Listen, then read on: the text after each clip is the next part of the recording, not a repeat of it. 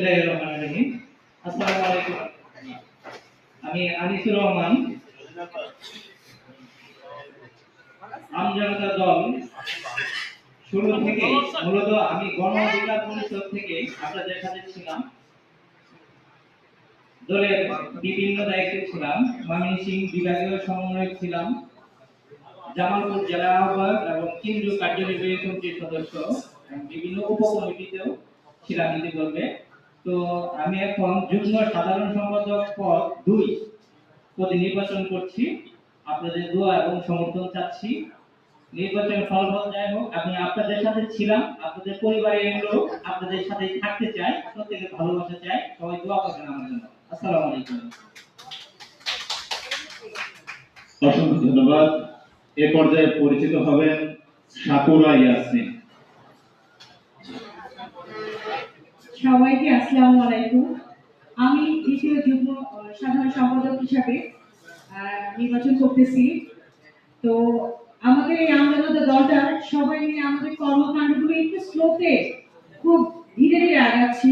আমরা যারা এই দলে সংযুক্ত আছি, আমাদের কার্যপদ্ধতিগুলো, কার্যক্রমগুলো আরো দ্রুত গতিতে আগানোর আমরা সবাই মিলে চেষ্টা করব।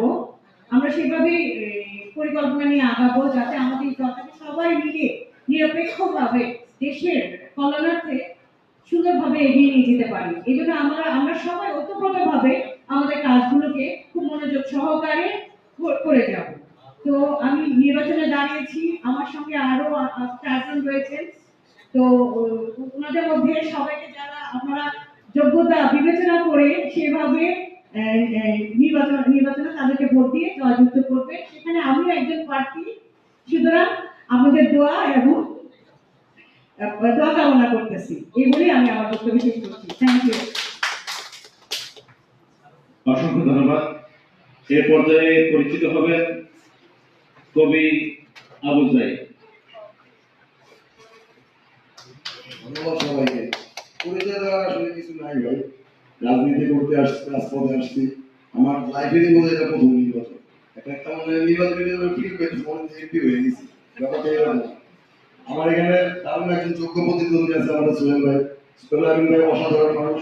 আপনারা যদি আমার ভোট না সোহেল ভাই দিতে পারেন, উনিও যদি মাঝে সেক্রেটারি হয় দেওয়ার জন্য ভালো হবে।